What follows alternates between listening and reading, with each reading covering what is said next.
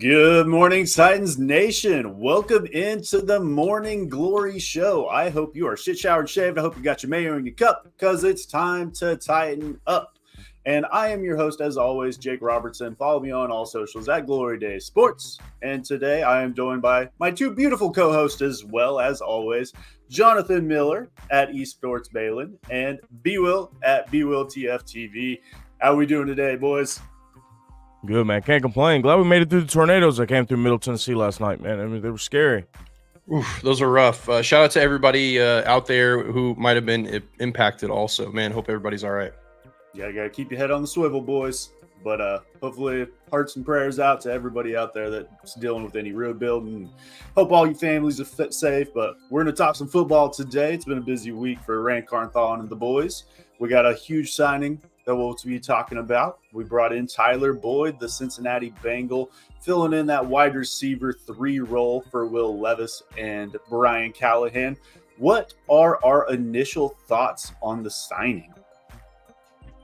I mean, my initial thoughts are, man, I'm just glad it wasn't Zay Jones, to be honest, because we brought him in for a visit. I wasn't extremely enthused about Zay Jones, the prospects of him becoming a Titan. He just didn't impress me that much. I mean, he sort of torched us last year, but that was one game.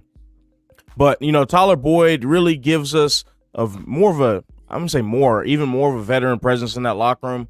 But he also allows these young receivers and the receivers that aren't used to Callahan's system, give them some continuity, really make it and be able to simplify things for them when they're trying to learn his offense, man. I'm not going to say I'm excited about the signing, but I'm just glad that we've got a decent receiver room now. Yeah, I'm pretty hype about it. At first I wasn't, because I was like, man, what does this mean for Treylon Burks as you know, the president of Team Burks Foundation. But honestly, impeached, buddy. You and Ron Slay. The more I think about it, though, it makes a ton of sense, not only to solidify the slot spot, but I don't think that it necessarily takes away from Burks and the opportunities he's going to get, because I don't think that's necessarily the role that Callahan and the coaching staff had for Burks. So, you know, we'll dive into that more later, but I really like the signing. Tyler Boyd is, when you think about that player, you think like, man, he's just held it down for Cincinnati for so many years. He's been Mr. Reliable.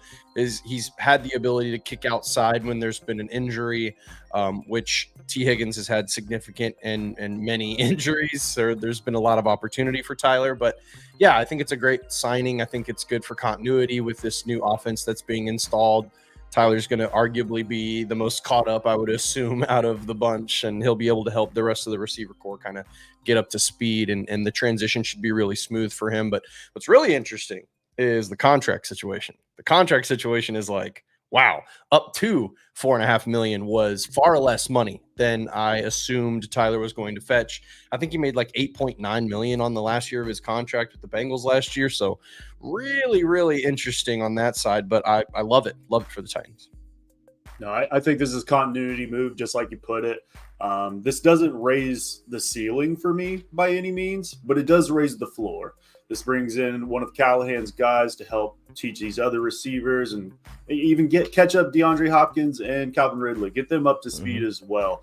I mean, this has been Mr. Consistency. I mean, 600-plus yards in most of his seasons. We're not getting 2018, 2019 Tyler Boyd out there when he went 1,000-plus yards in back-to-back seasons. But this gives Will Levis a reliable receiver in the slot. He's not going to be a big playmaker for us, but he's going to get open quick. And he has the ability to make a man miss in the open field. And we saw, I went back and just watched some highlights. I was like, man, he's still kind of got it. He's still kind of got it. He's shifty. And, I mean, this receiving core is by no means explosive and young. I mean, you can get half off at Golden Corral at the buffet line, if you get what I'm talking about. They got that senior citizen discount. But we're building around Will Levis. We're giving him some options. I mean, Tyler Boyd, this is really that big slot. He really revolutionized the position, in my opinion. He was really that first big slot we saw out there. And he's never been the explosive guy, but he understands the position very well. And if anything, maybe in the future, we can see more of that out of a Treylon Burks, out of a Kyle Phillips if he makes the roster, or Jaquan Jackson. But overall, I'm pretty happy with the signing. If this was the initial Calvin Ridley signing, I've been pissed because this is not the guy. But having him as a wide receiver 3, perfectly fine with. He's his zone beater, right? Like he's his own 100%. beater, and Calvin Ridley is your man beater. So it adds a level of versatility to the offense that was I wasn't going to say it's not there, but it was unproven. Just like Brian Callahan said, right? He was like, we need somebody, we need a dedicated slot. We need somebody to step up, whether that's Burks or Phillips or Jaquan Jackson or whoever. And now you have that person. So, and everybody kind of saying like, oh, like, you know, we don't need a wide receiver. We need to go after X, Y, and Z. It's like, yeah, we kind of did, if we're being honest. Like, we haven't had the consistency at the wide receiver position. There's always been injuries. There's always been holes at the depth spot. So now you're looking at Nick Westbrook, Akine, and Treylon Burks as wide receiver 4 and 5. I mean, that is beautiful. Absolutely beautiful. So I really like the signing because it solidifies a spot on this in this offense that really has been a revolving door. Like, right. Who's been your slot? You know what I'm saying? Like, so I think it's probably a better signing we're giving it credit for at this point in the offseason, and really looking forward to seeing how that offense, those initial 3 go out there and what that looks like. I'm just concerned about the lack of explosiveness in this offense, man. I mean, it's the elephant in the room. I mean, we've got Hopkins. We've got, you know, Ridley's explosive to an extent. He can take the top off of defense to an extent. But we're still lacking that yak guy outside of Chig that's going to catch, and outside of Pollard and Spears, obviously. But from the receiver spot, that is going to break a tackle, make a guy miss, and get a third down, convert a third down if it's 3rd and 9 and it's 3rd and 5 and we can only throw it short.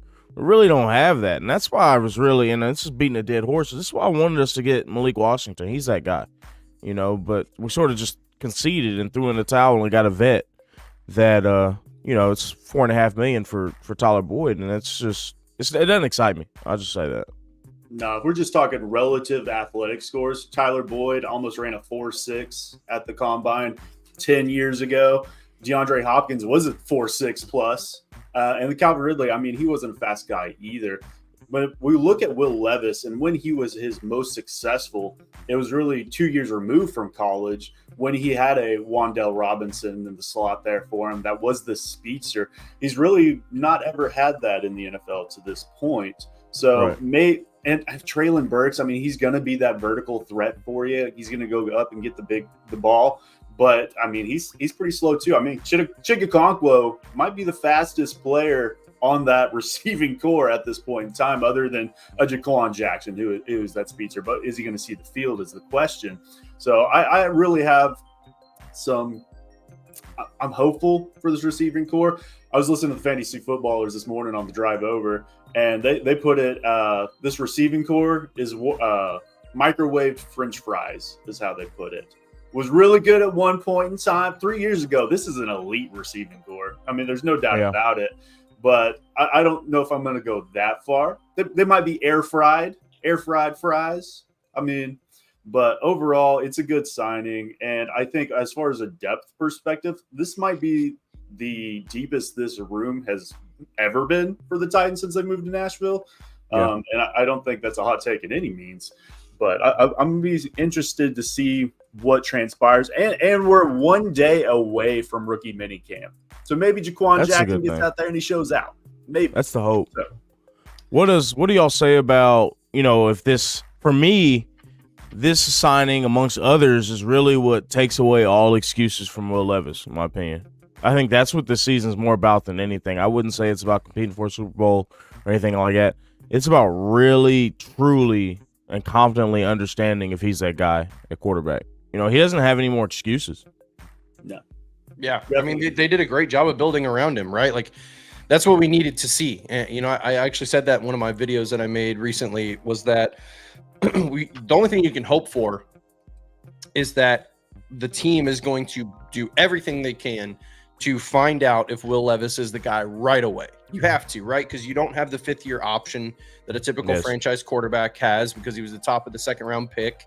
And that's the trade-off in value when you take him that late. But I think, you know, it's clear evaluating. The more I look at Will Levis's tape from last season, just him, like I'm not evaluating the offensive line, I'm not evaluating the pass catchers, I'm just looking at Will Levis, how he's, working the pocket, his decision making. He's got a lightning whip release.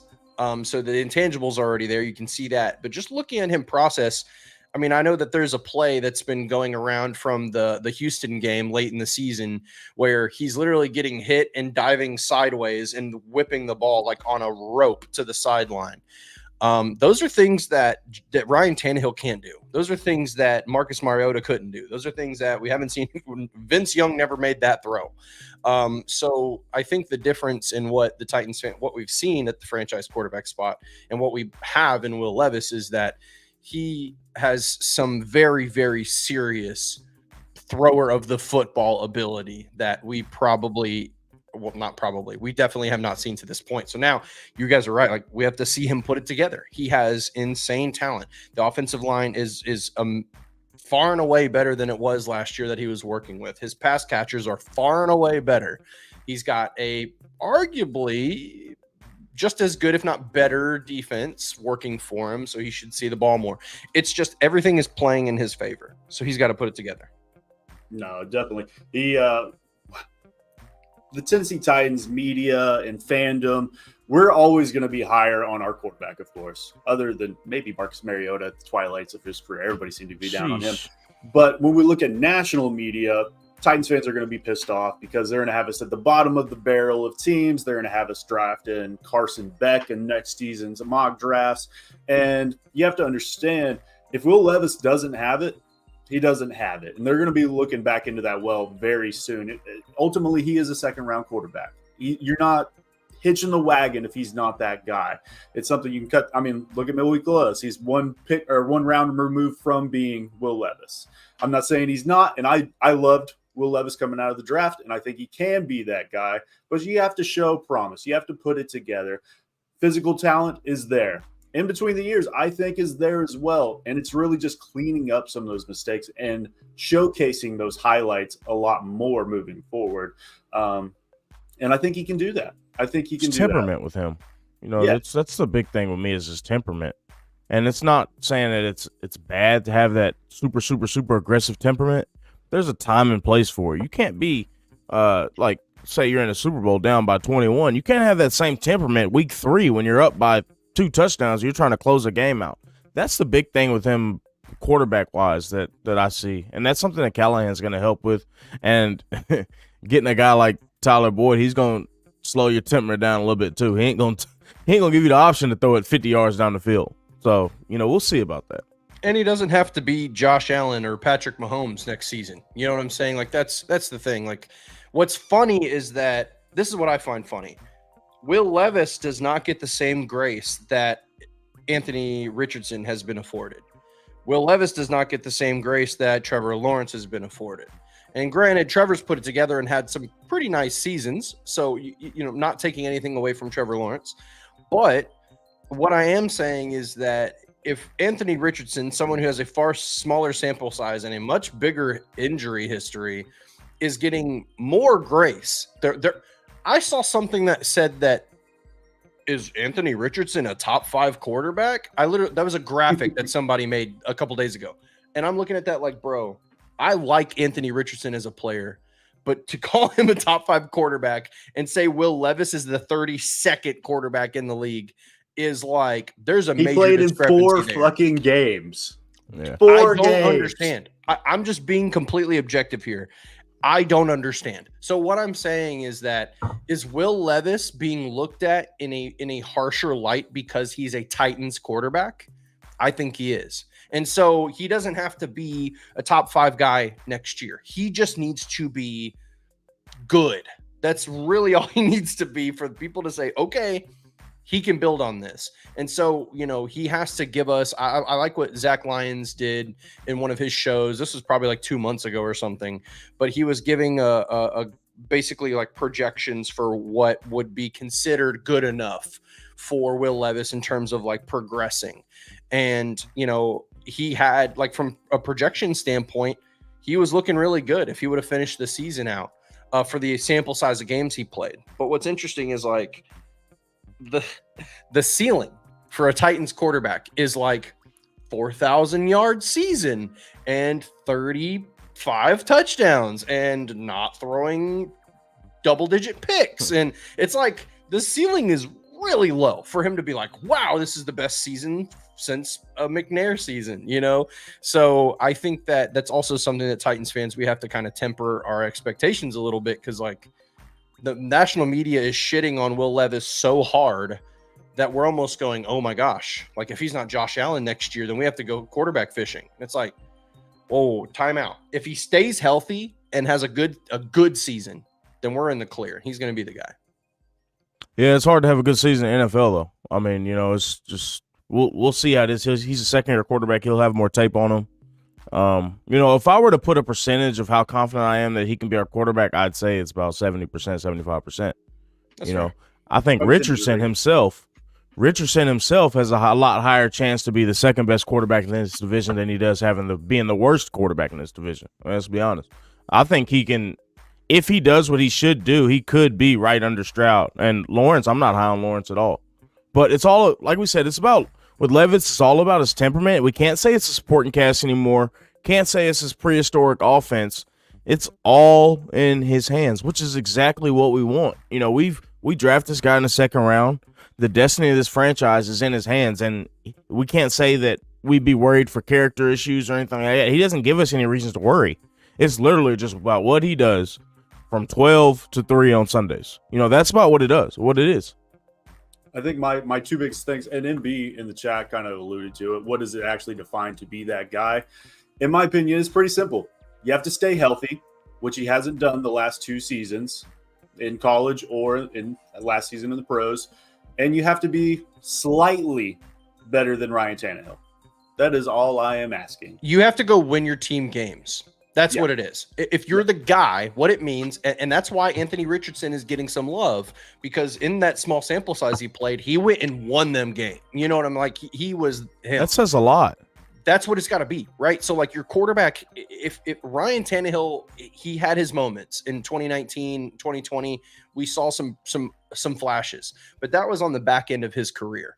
This guy, Will Levis, if he's the guy, he's going to go out there and win his team games. His play is going to go, that's why they're winning. Oh my God, that was a huge play from Will Levis. That's like him throwing a pick and then literally recovering the fumble and being like first down. Those plays, doing that, and obviously you don't want to see that's a bad example because I wasn't really throwing the ball good, but those are examples of like, okay, if this guy is the reason we're winning games, then he's your guy. It's literally that simple. I don't care about throwing for 5,000 yards or throwing 45 touchdown passes or all of those things. Those are indicators that you have a guy. But what I care about is the play that he made, this throw that he made that was impossible for that DB to catch it, and his guy got it and we won, but he only threw 2 passing touchdowns and 202 yards. Doesn't matter. Stats don't matter. If he made that play and didn't turn over the ball and lose us the game, that's a big plus. That's it. So out of 17 games in the season, we're probably going to have to see, for me to feel confident that Levis is the guy, I'd have to see like 5, 6 of the Miami games. Sure, yeah. I mean, at least. Well, hopefully we don't make historic comeback wins. 5 I'm just saying, just his performance himself. No doubt. You know, we've got to see that. And I can't see 4 Houston games. I can't see. That's what I don't want to see. Yep. So it's just as much of what good he does. His highs have to be good, and his lows can't be that bad for me. I mean, the quarterback is not a simple position in the league. So you've got to win your team games, but you can't lose your team games either. That's the whole thing with some of these other quarterbacks is they genuinely lose their team games. You know, so that's something that goes into it too. More Miami, more Atlanta, less Pittsburgh, less Houston. That's all we got to do. And I mean, he's not going to be perfect by any means. No. But he has to show improvement this season, and I think he will down the stretch just because of everything that they're bringing in around him. It's going to take time to gel and get all that put together. So I'm not going to write him off if we're 0-3 to start the season, which obviously we get the season, whatever you want to call it, the schedule next week on Wednesday, the 15th. Yeah, so we'll be talking about that next Thursday. But whenever we see that, I mean, we'll come out those season projections and all that stuff. But I'm not going to write him off early if he struggles because they're still going to be building around him. But I think ultimately he can be that guy, and I'm super The weird thing about him is that he takes care of some of the stuff rookies shouldn't be taken care of. Like it before the snap. If you watch Will Levis before the snap and all the calls that he makes, the checks, the calling out the blocking schemes for the offensive line, that's a lot for a rookie to be doing that, to step in and immediately do that, especially if you weren't taking reps with the ones in training camp. So there's so many things that he does that makes you wonder, like, wow, this guy can be him. And then there's just some other things that he does, and you're like, what the hell? So we'll see, though. To me, it's the throws. Like, obviously, the processing side of things, he struggled with that a little bit in his rookie season. He missed a read that probably would have been a touchdown at the end of that Pittsburgh game.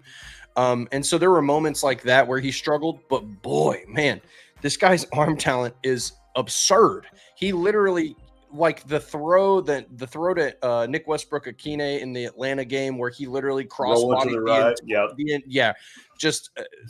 He made a lot of those throws. He had some deep outs that he threw that were beautiful on time. So this guy, even with pressure in his face and literally pressure knocking him down, is still delivering just incredible balls. So it's not his ability. Like, this guy has the ability to play the position that we have not seen at the quarterback position. This franchise has not seen a talent like him. Physical. Now, exactly. And what I'm optimistic about is that the difference is that he doesn't have a defensive head coach developing him, which is what, unfortunately, some of our previous quarterbacks have had, right? Like not quarterback savvy coaches. It is a completely different ball game. He's got some really, really great coaches that are going to help him advance his game, and they nipped it in the bud fast. They're like, okay, this guy could be the guy. All right, flush all the coaching staff. Like, let's get some folks in here that can develop this kid. So that's what makes me optimistic, and that's why I'm a little bit higher on. I think he's going to hit, because I think he passed the eye test for me his rookie season, and he's just got to take that step now. And I think he's got the right people, and he's clearly got the right personnel around him to get that done. Yeah. Ultimately, I think he's closer to QB1 than he is QB32. I think he's going to fall somewhere in between that. But I do think he does have everything that you're looking for in a quarterback. It's just putting it all together. But real quick, who do you think has the better season between him and Richardson? Oof. Honestly, I mean, let's be honest.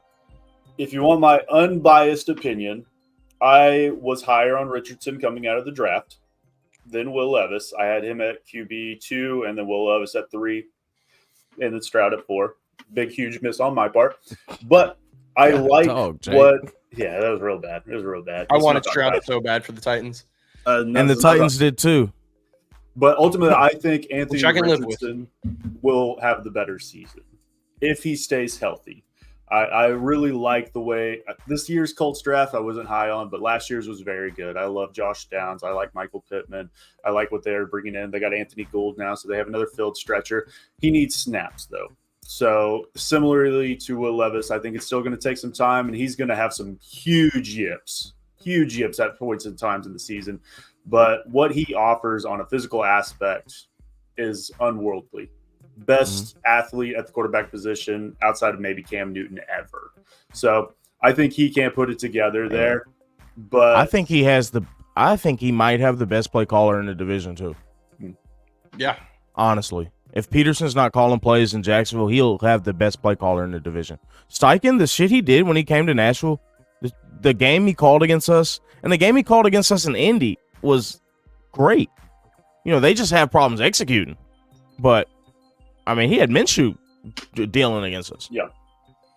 I think Anthony Richardson on paper, if he stays healthy, should have a better season statistically than Will Levis. But, man, Anthony Richardson just kind of gives me Marcus Mariota vibes, where he's such a talented player, and I feel like injuries are just going to stifle his career. I hope I'm wrong. Even as a division rival, I think Anthony Richardson is an awesome talent. And regardless if he's wearing a horseshoe on his helmet or not, I think he's super fun to watch, and I like him as a player. But man, I'm a little nervous for Colts fans. I think that Oh yeah. I don't know. That's the question for me. Yeah. I think it's a bigger question. If I'm putting these two things up, if I'm saying what's a bigger question mark, Will Levis, is he going to be the guy for Tennessee? Like, is he going to develop, or is Anthony Richardson going to can he stay healthy and put together a full season? Mm-hmm. We haven't seen that, not even at the collegiate level. So I don't know. He supremely talented, hasn't shown us. So that's why I'm questioning. Like, when I see a graphic that says, is Anthony Richardson a top 5 quarterback, and nobody's questioning that this guy is going to be a guy. That's why I'm questioning it, because we haven't seen it. So if you use the same logic against Will Levis, you have to use the same logic over here. We have to see them put it together. So this is going to be an exciting season for the AFC South, because we're essentially going to see 2 quarterbacks emerge after we've already seen it from CJ Stroud. We're going to see two quarterbacks potentially emerge from the same draft, I might add, where 3 division rivals all got their quarterbacks in the same draft. That would be fun for me. I think that would be cool. I'm not wishing on anybody's downfall, even as a fan. I think that would be dope. But yeah, that's just as big of a question mark. So I think I'll split the difference and go with Will Levis as a better season, because it sounds so terrible, but I'm predicting another injury for Richardson. Who do we think? This is the last thing, and this is something that just popped in my head. Out of the 3, us, Jacksonville, and Indy, who will be the first one to draft another quarterback? I think it'd be Jacksonville. I'm not answering. It depends. I mean, he's up for that contract right now, and if he doesn't perform, they could move on. And I think it'll be Jacksonville, man. How fucking crazy is it that the AFC South has replaced every head coach and every quarterback since what was he drafted? 2021. Yeah, we've changed. Everything's different. Everything's different. It's the most exciting the AFC South. Trevor Lawrence's grandpa, bro. He's pops. He's the old head. Yeah, I think Will Levis might be older, actually, if I remember correctly. They're the same age. They're the same age. Wild. At least they're not as old as Penix. Yeah, he just turned. His birthday was the other day. he's almost as old as Kirk Cousins now. Yeah. Oh my gosh, they retire at the same time. Oof. No, man, this quarterback in this division. I mean, CJ Stroud's got to be 1. For quarterback 2, I was never a Trevor Lawrence guy, never. But I'm going to put him over Will Levis and actually give him QB3. Yeah, I'm going to put Anthony Richardson I think you have to. Will Levis at 4. Trevor's done enough to deserve QB2. I think he's won the AFC South. I'll give him that. And he had a shitty start to his career with what he just had built around him with his coaching staff and the receiving group. And then Doug Peterson comes in and they flourish. So clean it up. But last year was he's real got bad. more excuses this year than he had last year, because last year that team they built around him, and he shit the bed. Yeah. So it'll be interesting. Going back to the Titans, this receiver room, I think it really started with Justin Mello, who I'm sure you guys are all familiar with in the Titans fandom. Writer over there. I love Justin. He's over there at the Draft Network, if I remember correctly. But he kind of floated out there that who are the top 3 trade candidates in the NFL, and Treylon Burks was sitting there at number 1, which I'll entertain for the discussion points. But let's say they are floating out there trade rumors and all this stuff. What is the compensation that you would be comfortable with? Not what we'll receive, but what is that point where you would make that trade? Yeah, I don't know, man. It's just, I'll entertain it for discussion purposes, like we're saying. But if you run your Corolla into a pole, you're not going to trade it in when you could have traded it in before you left. And that's where we're at with Treylon Burks. He's ran into a pole. He's all mangled up, and we're trying to take him to the dealership and trade the damn car, and it's not going to work like that, man. So, I mean, I understand cutting your losses, but nobody's going to give up anything for Treylon Burks. Why? Why would you? What is he proven to trade for? You know, I would take a 6 for him, honestly. Oh my Lord. Okay. If the Corolla is paid off, look, I'm a smart financial individual. Okay. So I'm not going to go trade in my Corolla for pennies and then go get a car note on a fancy car and have that bill. You know what I'm saying? Like, I'm not I'm not considering a trade for Treylon Burks at all. Even We still got to make payments on him. I mean, We got dead cap space we still got to account for. We still got to make car payments on Treylon Burks. we don't know what Treylon Burks is yet. We don't. If he trots out there and gets hurt, it is what it is. You got to cut ties, right? I understand. I get it. But I've said this in depth, and so I'm going to save the long and winded here. But the reality is that this is a much different offense and setup for Treylon Burks. He doesn't have to be AJ Brown anymore. There's not that level of expectation. You're a first-round receiver. Why aren't you producing like one? The reality is that sometimes you take guys high because of their talent ceiling, but they are not there yet. They need to develop, or in this case, has had some really unfortunate injury history. So if he can stay healthy, you have to see what he's got this year. And the best part is you don't have to trot him out there. He doesn't have to have 50, 60, 70 snaps every game. You can get him out there 29, 30, 35 snaps a game. Let him contribute in an offense. Let him stay healthy for 16 games and then go, okay, do we want to consider a fifth-year option on this? Did he show us enough to where we can go from here? Because I'll tell you one thing, guys. If we got offered a 6th-round pick, let's call it the Chargers, and they trade, and Burks goes to LA, and he lights it up, we would be pitchforks would be out in Nashville. We'd be so pissed off. I don't think so. Yes, I don't think so. would. If he went out to LA, the people that ain't thinking, and had a 1,000-yard season, you wouldn't be mad. Fans do not think. that's what you got to think though. That's a completely different environment. And I know you said LA, but it's not cutting it in this environment for him. This environment, so you know, it's completely different. it is. Brand He new can head go to coach, Arkansas. brand new He can go hunt. He can't do that in LA. He's gonna go out there and go train. He can't go out there and fish. He's a little too close. It's like I said earlier. He's a little too close to home.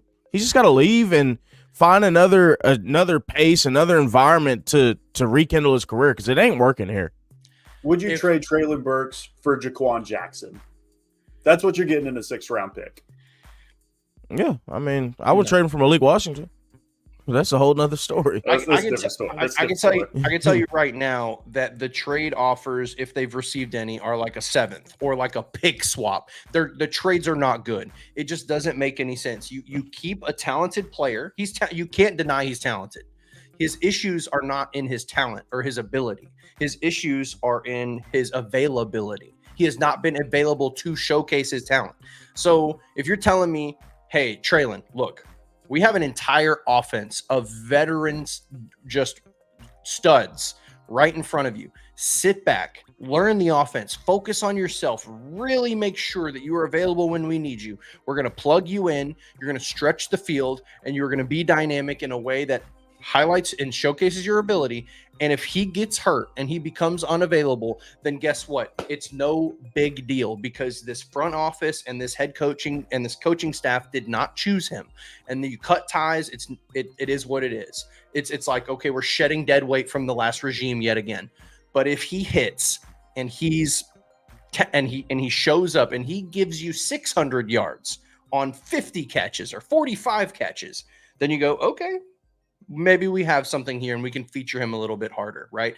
Then it's another conversation of do we look at a 5th-year option? And then it's like, ooh, I don't know, because that's a lot of money. So that's a different conversation for a different day. But I would like to get to that point because right now the Corolla's paid off. We don't have to make payments. It's free. This is a free. It ain't paid off yet. It's a free vehicle.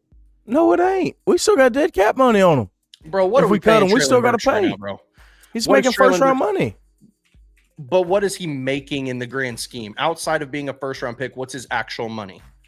Because what I want to know what he's making this year. It's less than $4 million.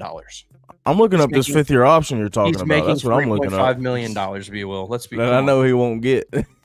I am not looking forward to the headache of if Treylon Burks goes for 600 yards this season, and then we go into next season, and all the talk is going to be, do you re-sign? I promise you, it will be.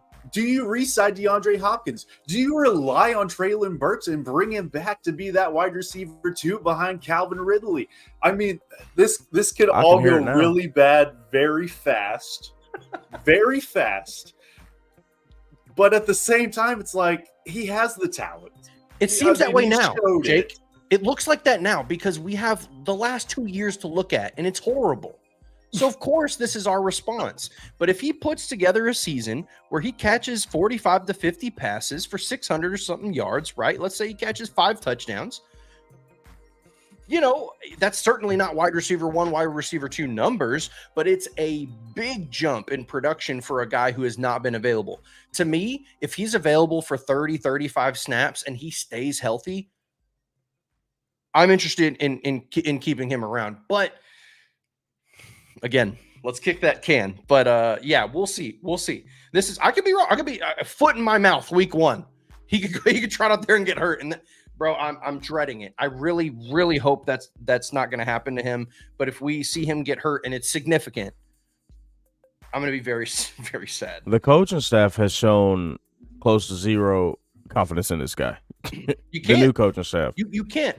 And don't get me wrong, you can't. And they see him every day. He's not been We available. see him on Sundays. And if they don't have any confidence in him and they see him every day, I damn sure ain't going to have no confidence in him. And I see him on Sundays. I totally get it. I like I said, foot could be in my mouth really quickly if this guy gets But I hurt understand the optimism. I mean, it's got to have optimism for sure. I mean, ultimately, wide receiver 4, wide receiver 5. I think we're all in agreement that that's fine. That's fine. But we're not putting all chips into this Treylon Burks basket by any means. Ultimately, we'll see how it all plays out. This is going to be interesting with Treylon Burks this season. I would be on the different. I would kind of be more on your guys' side of the fence if Treylon Burks was a starting receiver in this offense. If he was wide receiver 2 or 3, I would be a little worried because if he does get hurt, then it impacts your offense. If Treylon Burks isn't available in this offense, then you scrub your hands and you move on. It doesn't necessarily like torch the, we're not screwed if Treylon Burks gets hurt now. So that's the good thing. And you talk about like this coaching staff, front office doesn't have much confidence. It's clear by the Tyler Boyd signings and the, Jaquan Jackson drafted. Like, okay, that's totally fine. If I was in their position, I'd be doing the same thing. You can't rely on this guy to be healthy. He hasn't shown you that. So now they've added some talent and they're giving Treylon Burks, this front office and this coaching staff is going to truly give Treylon Burks the best opportunity to show us that he's the guy. And if it gets flubbed, if he gets hurt, he, might not can help that. Maybe it's just, it is what it is. But if the production's not there, maybe his conditioning isn't there, it's all on him now. It's no longer, I was drafted to be A.J. Brown. I was drafted into a run-first offense with no talent around me. I was drafted with a subpar quarterback. None of those excuses anymore, buddy. You got to put it together. So if he comes in out of shape, I'm trading him for a 7. I'm trading him for a 14th round pick. If he comes in out of shape. I'm trading from MLB 14th round pick. Yeah. I know training camp's going to come around and Jim Wyatt's going to have his articles out there and it's Will Levis and Treylon Burks have a mind meld going on, and it's going to have all of him talking about the highlights of Treylon Burks, and then season's going to come around, we're see nothing again. I was just thinking about it. Who are we more confident in going into the season? Jalen Radens at right guard or Treylon Burks at receiver? I'm way more confident in Radens at right guard or right tackle. He's been way more hurt. Yeah, but he showed me something. They are the same person, in my opinion. They are the exact same person. No, Radens has been more available. I feel like his last half of the season. But has he been good? Yeah, the last half of the season he was. He was a bright spot on that offensive line. Offensive line was terrible. In Dylan Radens' defense, he's had to play every spot except for center. He's literally played 4 different positions, and you can see. He might be a backup center right now. When he talks, I don't know about that. It's Brunskill. When he talks in his presser, like he had a presser towards the end of last year, and he said it without saying it. You could tell he was pissed off. He's like, bro, I've had to play 4 different spots on this offensive line. Like, how can you build muscle memory and continuity in your own game if you're constantly moving positions? Like, they are very different. Right side, left side, right side, left side. Somebody would get hurt on the left, so you plug him in at left tackle. Someone gets hurt on the Brunskill gets hurt on the right, you plug him in at right guard. It's like, bro, he's like, I'm just a stopgap at this point. Like, I'm literally just just plug me in and keep the water from completely bursting our ship here. So for Radens, I feel like he's been kind of, similarly put in a position where he was expected to be a day one starter and wasn't ready to develop into that guy. He's just had to play more. But yeah, I think that's, I guess, Radens is the answer. There's a big difference between Dylan Radens and Treylon Burks, and I think y'all can guess what it is. Hey, y'all. One of them gives a shit and one of them don't. Oh, I mean, let's be honest. How do you know? Okay, how do you know what makes you think that Treylon? This guy Radens. I mean, he comes in the season award last year. Yeah, I'm not buying that. I'm not buying that. This guy, he can't stay on the field for one. I mean, that's not necessarily his fault, but there's preventative things you can do. This guy Radens came back early, ahead of schedule from an ACL injury, way ahead of schedule last year, and then played. He was ready week 1. Can I drop a piece of a legitimate piece of information that I got from a source that I can't tell you who it is, but I promise you it is. Yeah, I've got that on Birch too. I don't even want to talk about that. Hold on. I don't even want to say my shit I heard. There is this doesn't have anything to do with Burks. Okay. It has everything to do with the conditioning and medical staff that was under Vrabel. So I have a very reliable source. I've spoken to a very reliable source that said that whole process for the Titans organization is not good.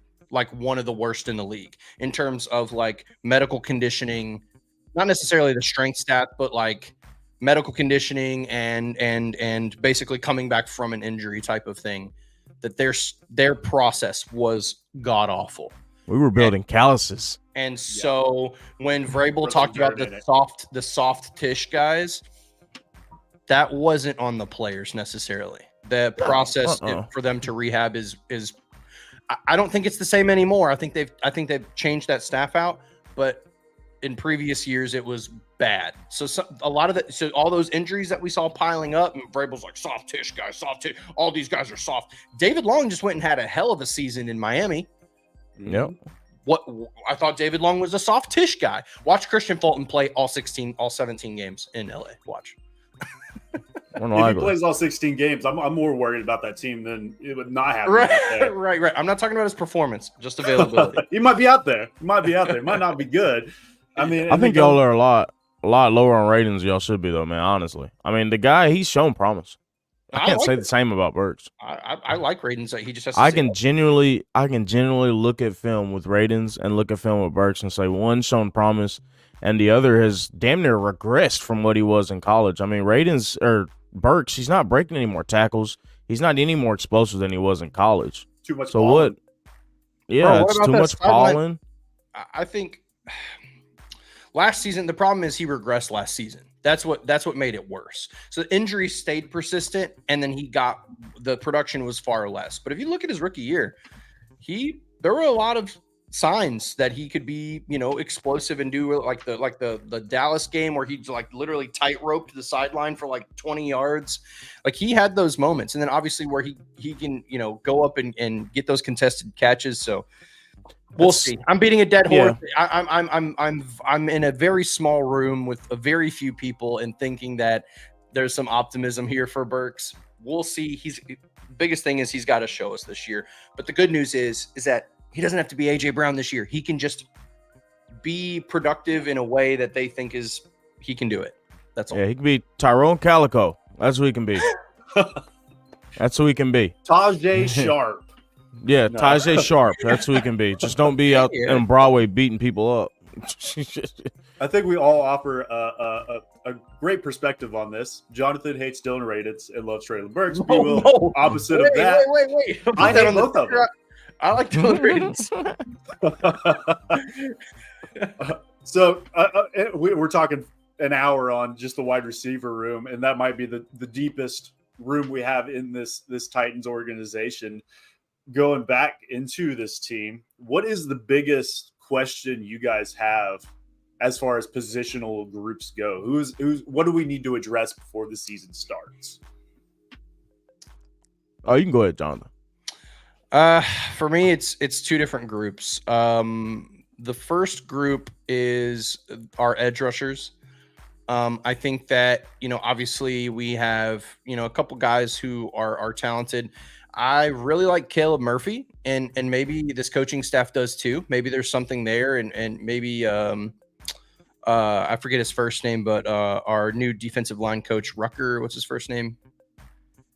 Anyways, he's the guy the guy we got from Philly. He's a great coach. Maybe he saw the tape around Caleb Murphy and was like, I think we got something here. Let's give it a look. Rashad Weaver has an opportunity to have a bigger impact than he's had in previous seasons, which he's just kind of been low on the depth chart. So we'll see if he can add some serious value. And then obviously Arden Key is a guy who looks like at this point he's starting, which is not a problem. But, can he be a 3-down pass rusher?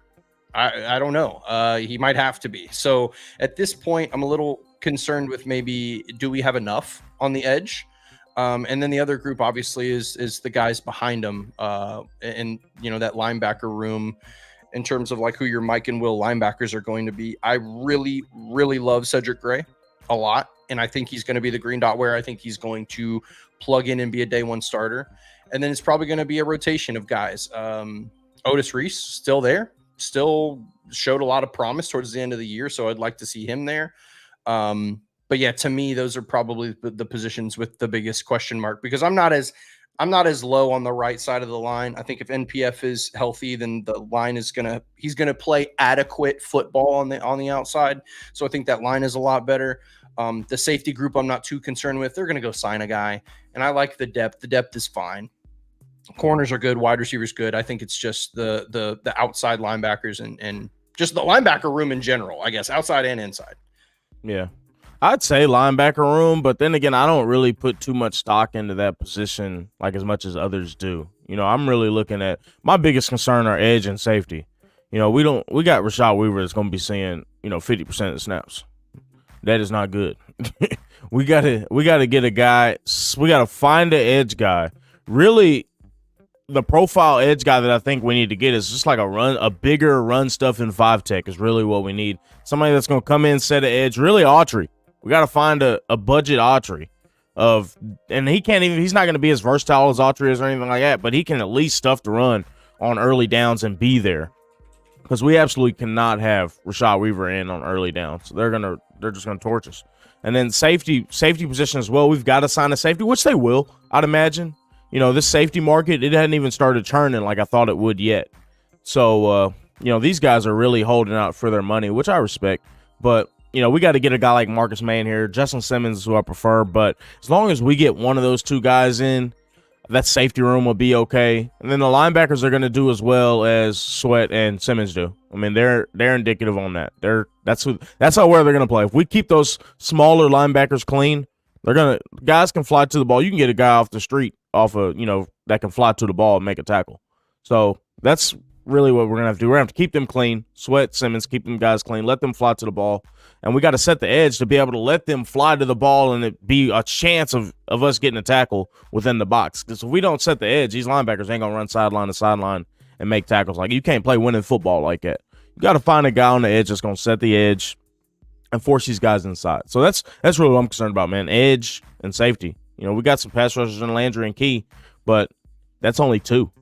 You know what I mean? I think Tyus Bowers could make some sense late in the camp as a free agent signing. Obviously, a Denard Wilson familiar face in Baltimore. He, was solid in rotation with the guys that they had. So that could make some sense. Bud Dupree. Kick the tires on Bud, who had an okay season last year for Atlanta. Yeah. And then he would fit. Simmons That's the crazy thing is Dupree would fit, profile-wise. Yeah. Now, would Dupree fit? The other side of it, would Dupree actually fit? And I don't know. Yeah, I think he stayed healthy last year too. Staff. Yeah, it's a new coaching staff over there at Atlanta. But I mean, I tend to agree. Edge is the biggest concern for me. I think Arden Key is a situational pass rusher at best. That's not a guy I want out there starting by any means. And I think the coaching staff has come out and said that. Rashad Weaver, get that man on the practice squad. He's not an athlete. He can't. We kind of bring him up as this run defender. It's because he can't rush the passer. So that's what he's pigeonholed into doing, which I don't think he does very well either. So if they're bringing in somebody, I mean, I like an Emmanuel Ogbah, Carl Lawson, even Yannick Ngakoue. I'd be fine with any of those guys. But I'm not – this edge group does not boast well for us. If Harold Landry goes down with an injury again, we're cooked. That's what it is. Worst in the league if he goes down. Worse, 100%. We might be worse before that. I mean, it's not looking great. If Harold Landry isn't back to what he was pre-ACL, we're in trouble. That's what it is. This inside linebacker room, I'm fine with at this point. I mean, I like guys like Otis Reef. I mean, Jack Givens, even as a linebacker 3 or 4, I'm fine with. He's not an athlete, but he's in the right spot at the right time as a rotational piece. I'm higher on Kenneth Murray than the consensus, obviously.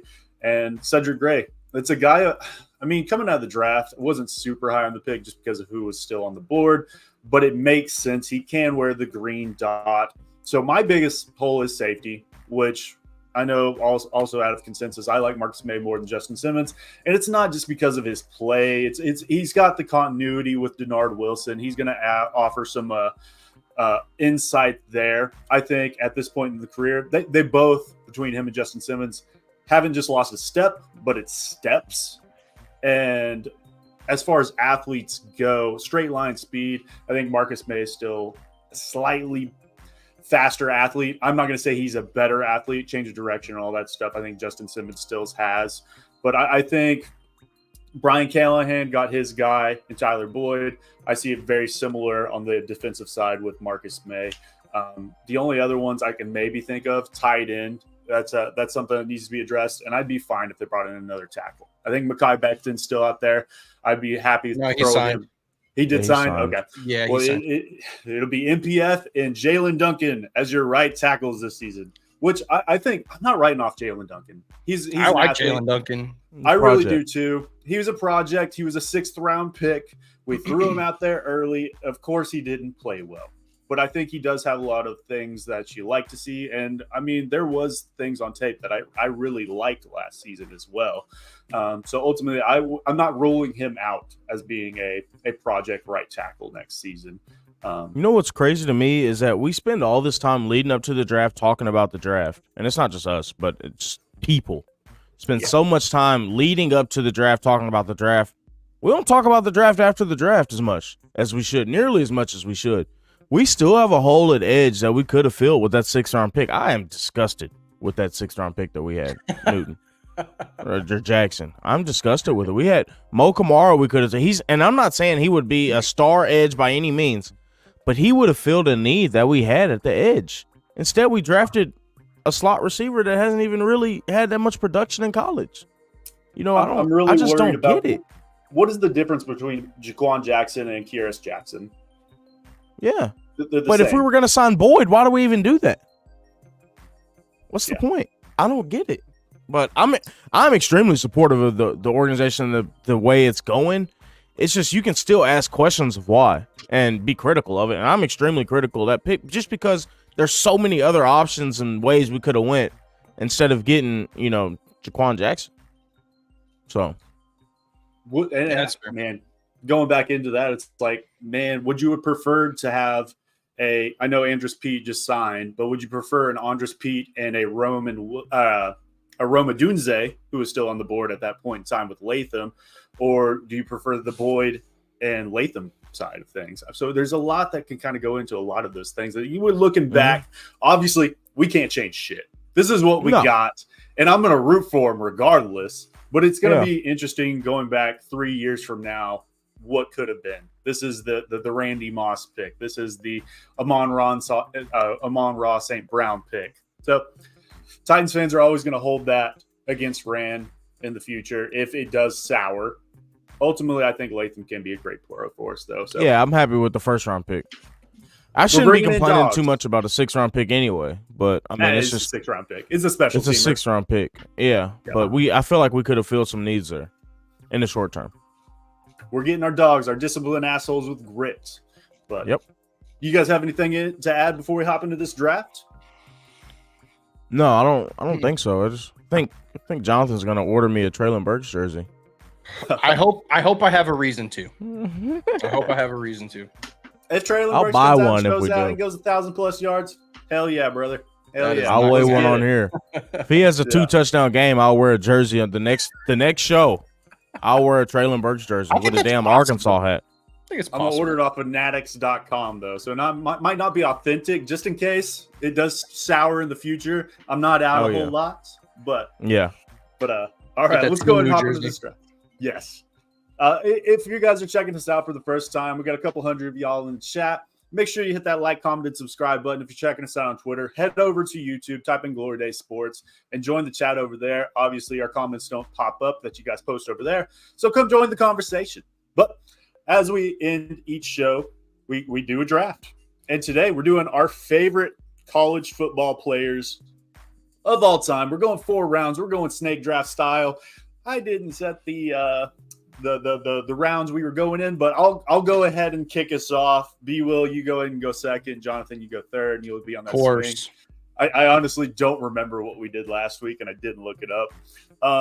But I'll give you guys some time. So I'm gonna start with the 101, and I got 8 players on this board, and we're going 12 picks. So you guys can't take my guys. And I mean, there's not a clear 101 for me. There's a lot of guys that I like. Right. Lots of offensive players, just a few defensive players. But if I'm thinking the greatest college football player of all time, greatest or favorite? I put favorite. Okay, so these are my favorite players, and I obviously we have our fandoms. Obviously, I'm an Oklahoma fan. I think Jonathan is a Volunteers Boomer fan. Sooner. Yeah, Boomer Sooner. I refrain from doing all Oklahoma players. There might be some that fall off on here, but I'm going with a guy that has stayed relevant even though he was an awful pro, and that's Tim Tebow with the 101. Actually beat my Sooners in the national championship, that damn bastard. Mm-hmm. But when I think of like movie quarterbacks, Tim Tebow is that in real life. And we're talking the highlights. They're amazing. He's trucking guys out there at the quarterback position of all places. So I'm going Tim Tebow with the 101. And I'm disappointed we didn't get a really good documentary on him and Aaron Hernandez situation, them rooming together. You know, they did that little Florida doc, but it wasn't. That's why we didn't get a good one. Yeah, it wasn't good though. Have y'all watched the Tom Brady roast yet? Yes. No, I haven't watched it. There's lots of Aaron Hernandez jokes in it. I've only seen clips. I got a flight here in a couple of days. I'm gonna watch all 3 hours of it, but I've seen some juicy tidbits, and it's going to be worth watching in my opinion. Pretty good. It's pretty good. Yeah, a little uncomfortable at times. Nikki Glazer crushed it. Yeah. All right. So B. Will, you were up at the 102. Man, I think I'm gonna go a guy that is when I was probably a teenager when he was playing him, Geno Smith. Out there at West Virginia. I mean, just talk about some of the best college highlights you'll ever see. And it's Tavon Austin, man. What a guy he is. Probably my favorite college football player of all time. Just the pure highlights that he has. You just type in Tavon Austin highlights. They're insane, man. You talk about electric. And I just think he came into the league a couple years too early. Like, same thing with one of the guys I'll pick later on if y'all don't pick him. Just wasn't in the right era for him in the NFL. Just imagine how he'd be coming out this year in the draft where he'd be. Like, it'd be nuts. I don't want to say any names because there's a lot of players that kind of fit that mold, and I want to take any picks away from anybody. But there's guys that come out that you're like, well, he's just too small. He's electric, but he just doesn't fit the mold. And Tavon Austin was that dude. And in college, I mean, there's not many wide receivers, and he's a wide receiver, but he did it all for him. So I don't mind that at all. Arguably one of the greatest highlight tapes of all time. Oh, yeah. Oh, yeah, for sure. It's top 3. 100%. All right. So I got back-to-back picks. Two of my favorite players are at the top, so that's pretty cool. So the first one I'm going to pick is I was a young, impressionable Titans fan. I've never been a huge college football fan, but I've always kind of kept a close eye on it and watch it. And this guy got exciting really fast. And to be clear, as far as my college fandom goes, growing up when I was real young, I watched Tennessee and like T. Martin and Casey Clausen and like all those guys were a ton of fun to watch, but I wasn't really like a fan. And so I wouldn't say that my allegiances lies in any particular team, but I've really enjoyed watching Tennessee and I've really enjoyed watching Texas growing up. So this guy makes a ton of sense. I'm going to go with my guy, Vince Young. Yep. What a guy. Was absolutely electric in college. So much fun to watch. And it was even better because at that time I was in high school, I think. I was like a freshman or going into high school as a freshman or something, and an impressionable young Titans fan. And I just loved watching him in college. And then when he became the pick, it was absolute just pandemonium. It was so much fun. So VY, I'm a huge fan of Vince. Always have been, always will be. And then for my swing around in the second round, I'm going to take a guy who arguably the most dynamic and electric player right behind Tavon Austin, and that's Reggie Bush, man. Reggie Bush, absolutely electric player. Shout out to Reggie Bush. Got his Heisman back, officially reinstated, which is fantastic. Really good for him. And man, boy, was he so much fun. Every single game, so much fun to watch. Like easily one of the most electric and elusive players that I've seen with the football in his hands. So that's an easy pick. That's exactly who I was talking about. He was just a little too early. Yep.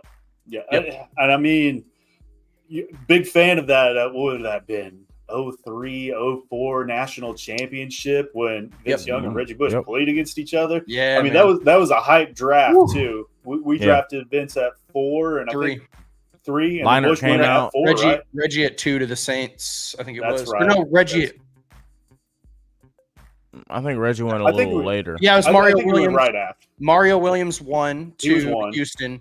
Reggie Bush 2 to the Saints, and then VY to us at 3. Liner went to Arizona at like 5 or 7 or something like that. Maybe, I think. I don't know. Yeah. I think it was What a Arizona, wolf if I on remember him. correctly. But just imagine if Reggie Bush would have came out of this into this, in the league at this time. When guys like McCaffrey, he really set the standard and allowed guys like that he trailblazed for guys like that, Alvin Kamara, Christian McCaffrey, that mold of running backs to really, he changed the game. Reggie Bush did. And it started changing right when he was getting older. There, I mean, when he went to New Orleans late in his career, that's when he started being electric for them and actually caved out that role for himself.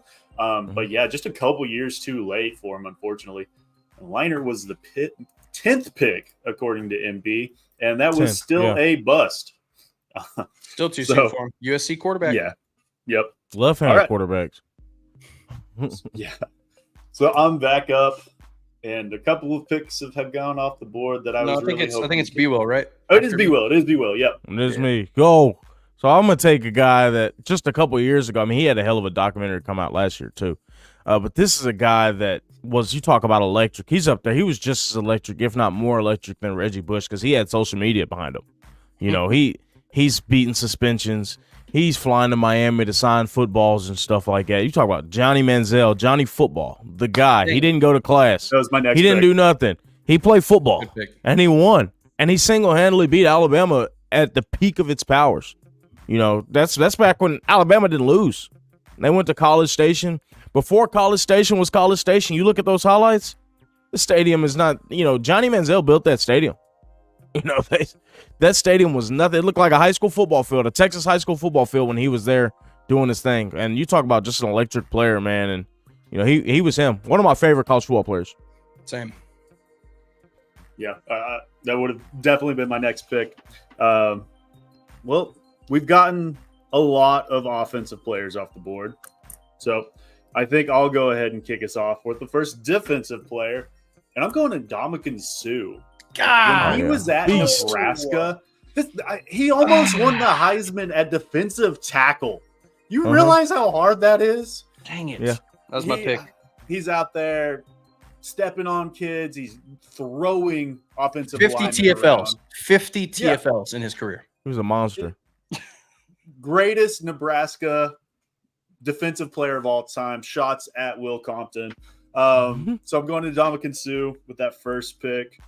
And then we're going back to the offensive side of the board. And there's a lot of guys out here that I see. This is a similar tier for me. Pick you another Sooner, man. I know you want to. Yeah. We'll probably say I might pick a Sooner if you don't. Yeah, you better pick him. There's one Sooner that I rank above all the highest. And it was the first jersey I ever owned. And it wasn't a college jersey. It was an NFL jersey, and he did not play for the Titans. So my first jersey ever owned was a Minnesota Vikings all day Adrian Peterson He jersey. did play for the Titans, Jake. He's a He Titans did. legend, He's Jake. all-time great. Titans legend. All-time great for the Titans. But Adrian Peterson was that dude. He had that fuck you mentality. He's not going out of bounds. He's running through you. And I remember going to my first OU game ever, and I believe we were playing Texas A&M, if I remember correctly. And we're talking Mike Vrabel is built in the past. Bob Stoops was built in the past. We came out that second half. We didn't throw the ball one time, not even once. We ran the ball 30 some odd plus plays. Adrian Peterson had most of them and put up like 4+ touchdowns, and he's going for 200+ yards. And he was just that dude. And then he came into the league as a rookie, won the offensive rookie of the year, and did not stop from there. Had the 2,000-yard+ season, so he kept it up in the pros. So Ndamukong Suh and Adrian Peterson are my picks. Good deal. I'm gonna take a guy, and so the two of the guys I'm picking so far, they had a lot of shenanigans with them, a lot of off the field stuff, a lot of off the field issues, but that sort of added to the aura of them when they played on Saturdays, because it was all throughout the week they were going to do something silly. You don't know if they're suspended for Saturday or not. A lot of times they were suspended, but when they got on the field, they performed well. Heisman Trophy winner. I'm going to take Jameis Winston. This guy stole crab legs. He was on top of a mezzanine. Yeah, he was on top of a mezzanine table on campus, yelling crazy stuff, and got suspended a half and tried to come out there and play. It's what a guy Jameis Winston was, and he's really matured a lot too nowadays, man. It's really good to see him mature, because he's out there interviewing fish on a boat. I mean, he's that dude. Yeah, Jameis has matured a lot, man. I'm happy for him. His career didn't turn out exactly, and it might have turned out exactly how he wanted. He's got a long career, but he's really done a lot for himself as a person and really been a good role model for people himself. And he's a multi-sport athlete. He's really good at baseball. What could have been if he would have got LASIK at an earlier age? There's always something with that guy, man. Yeah, he said he couldn't see. What a guy. Definitely. I didn't even want to say what he yelled on top of the table on the campus. We might get canceled. Yeah, he did some wild stuff. He was a lot of fun to watch. All right, so now I got my back-to-backs to close it out. For this first one, there's two guys left on my board. Well, there's 3 or 4, but 2 guys that I guess I would consider here. At this point, I'm going to go with a guy who, again, was a lot of fun to watch, had some off-the-field stuff that wouldn't have even been talked about in today's, college football. But, I guess that was a storyline they tried to tear him down for. But this guy was dynamic, not only as a college athlete, but took that same energy into the pros. And I'm going to go with Cam Newton. Yep. So Cam Newton didn't light it up from a passing standpoint. He had, I think, like 2,700 yards, 20 touchdowns, or 30 touchdowns, something like that. But this guy had almost 1,500 yards rushing with another 20 touchdowns. This guy was a touchdown machine in college and literally willed his team to victories, which to me was the most fun quarterback to watch in college football. So that one was a lot of fun. And I think for my last pick, this is probably just going to be a player that I choose because I was really young when he was in college. And it was a lot of fun to watch because my friend was such a big fan. But, and I'm trying to remember exactly. I don't even think I remembered watching him while he was in college. I think I remember watching his college highlights and being a fan of him after he had gotten drafted. And that's Ricky Williams. Ricky Williams, what a guy. A dynamic player, was a big back bruiser around that time, which was very popular. But more importantly, man, didn't the Dolphins, somebody traded the farm for him. I forget exactly what that looked like. It was I think they literally traded, if I remember correctly, correct me if I'm wrong, chat, but I think they traded their entire draft, like literally pick 1, 2, 3, 4, 5, 6, 7 for Ricky Williams. Or maybe it was I forget exactly how that went down. All I remember is that somebody traded the most insane haul of all time for this player. And then he also had an incredible NFL career. But Ricky was, man, he was special back in the day. And not necessarily like the greatest running back of all time or anything, but for some reason, when I think of my youngest earliest days as a football fan, Ricky Williams just stands out.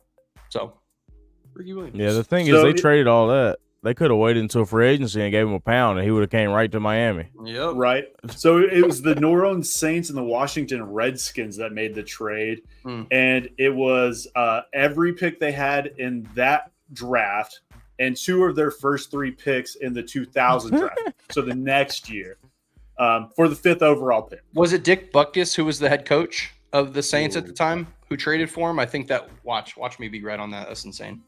I think history lore. What a guy. I think it was Dick Butkus, who was the head coach of the New Orleans Saints, who traded all of those picks, or maybe he was the head coach for I think he was the head coach for the team that traded for him, which I believe was the Saints. We got to get a running back in here. We got to give him the ball 35 times a game. Give him all the picks. Yeah. So the Saints it was Jim Haslett was the 2000 season head coach. The Saints is what it says. I feel like Dick Butkus had his hands on something like that. What was Dick Butkus doing in 2000? Watching running back tape, saying that he would have gave up 2 drafts. Yeah.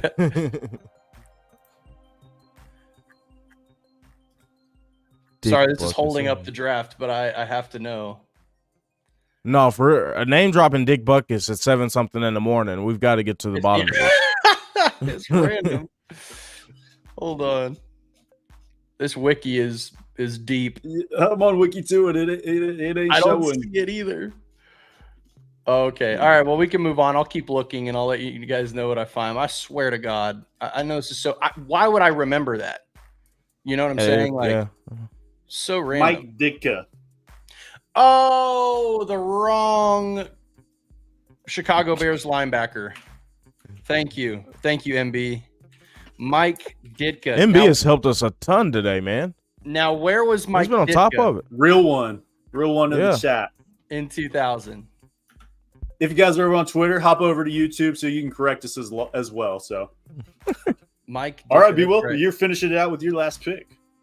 Man, I think my last pick just reminds me of the days back in Sports Center where they weren't doing a whole bunch of analysis and all that. You just had the ticker on the left-hand side. This guy. You had the ticker on the left-hand side. That's somehow racist. I know it is. Somehow. The ticker on the left-hand side, and you had nothing but highlights for 2 hours. Just nothing but highlights all the way through, and they just played reruns all night.